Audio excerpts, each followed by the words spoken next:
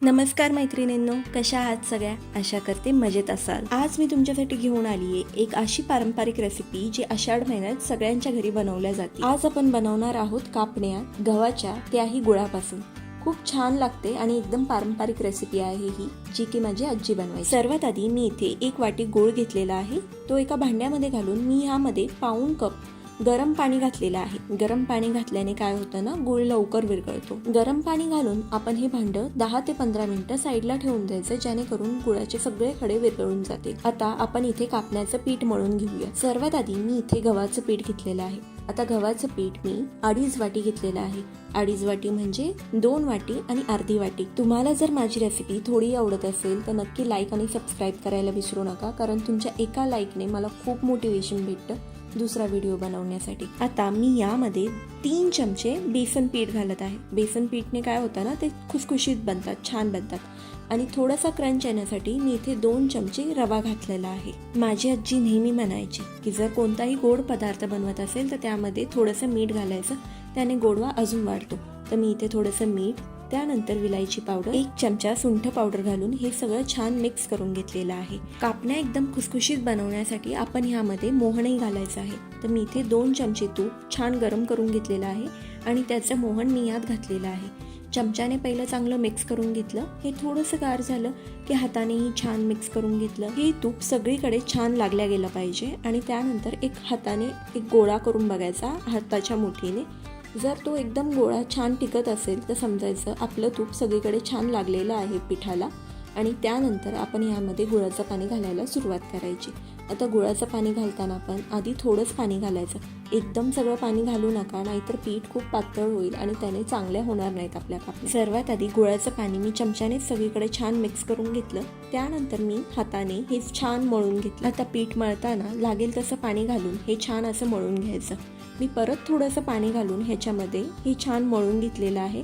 असंच मी थोडं थोडं पाणी घालून हे पीठ जास्ती पातळही नाही, जास्ती कडकही नाही, असं मीडियम असं मळून घेतलेलं आहे. ह्याचा छान गोळा करून घेतलेला आहे. पीठ जर जास्ती कडक झालं तर ते लाटायला खूप अवघड जाईल आणि पातळ असेल तर ते चिटकतं पोलपटाला, म्हणून ह्याला मीडियम असंच ठेवायचं आहे.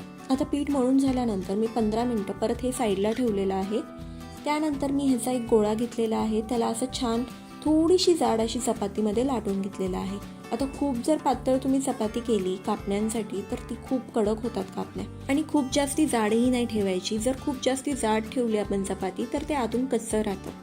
आता मी इथे थोडंसं लाटून झाल्यानंतर यावरती मी खसखस घातलेली आहे आणि त्यावरती परत लाटणं फिरवून घेतलं आहे, जेणेकरून ती खसखस छान चिटकावी. इथे मी तुम्हाला दाखवलं आहे की किती अशी जाडी ठेवायची कापण्याच्या पोळीची. आता आपण कापण्या कापून घेऊयात. त्या अशा मोस्टली डायमंड शेपमध्ये कापल्या ना की खूप छान वाटतात. मी इथं डायमंड शेपमध्येच कापल्या. सर्वात आधी उभ्या उभ्या रेषा मारून घ्यायच्या आणि त्यानंतर आडव्या रेषा मारायच्या. त्याने एकदम परफेक्ट असा डायमंड शेप येतो आपल्या कापण्यांना.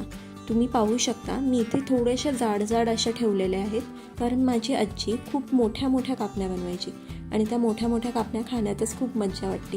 त्यामुळे तुम्हीही एवढाच मोठा शेप द्या, खूप छान बनतात. तुम्ही बघू शकता किती छान असा डायमंड शेप ह्याला आलेला आहे, एकदम काजू कतलीसारखा. आता मी इथे सगळ्या कापण्या कापून घेतलेल्या आहेत. आता आपण कापण्या तळण्यासाठी तेल गरम करून घेऊयात. तर तेल गरम करताना तेल खूपही जास्ती गरम नाही करायचं आणि खूपही थंड नाही ठेवायचं. मीडियम फ्लेमवरती तेल चांगलं गरम करून घ्यायचं, कारण जर तुम्ही तेल जास्ती गरम केलं तर कापण्या टाकल्या टाकल्या त्या करपतील, म्हणजे आतमधनं कच्च्या राहतील त्या. आणि खूप कमी गरम असेल तर त्या तेल पितील. त्यामुळे मीडियम फ्लेमवरती तेल छान गरम करून घ्यायचं आणि कापण्यासुद्धा आपल्याला मीडियम फ्लेमवरती छान फ्राय करून घ्यायच्या. दोन्ही बाजूनी आपण कापण्या छान फ्राय करून घ्यायच्या आहेत. ह्याला जास्ती चमचा लावायचा नाही. एका बाजूने कापण्या फ्राय करून झाल्यानंतर ह्याला पलटी करायचं आणि दुसऱ्या बाजूनी छान फ्राय होऊ द्यायच्या. कापण्यांना छान असा गोल्डन ब्राऊन कलर आला की ह्याला काढून घ्यायचं. ह्या कापण्या आरामशीर 2 महिने टिकतात. ह्याला छान अशा एअरटाईट डब्यामध्ये ठेवायचं आणि मग ह्या अजिबात खराब होत नाही. 2 महिने तुम्ही ह्या खाऊ शकता. हे तयार आहेत आपल्या पारंपरिक कापण्या. तुम्हाला जर ही रेसिपी थोडी आवडली असेल तर नक्की लाईक करा, सबस्क्राईब करा, शेअर करा. तुम्हाला कोणती रेसिपी दुसरी बघायची आहे ती मला कमेंट सेक्शनमध्ये नक्की कळवा. तुम्हाला जर ही रेसिपी आवडली असेल तर तेही सांगा, नसेल आवडली तर तेही सांगा. माझी रेसिपी शेवटपर्यंत पाहण्यासाठी खूप खूप धन्यवाद.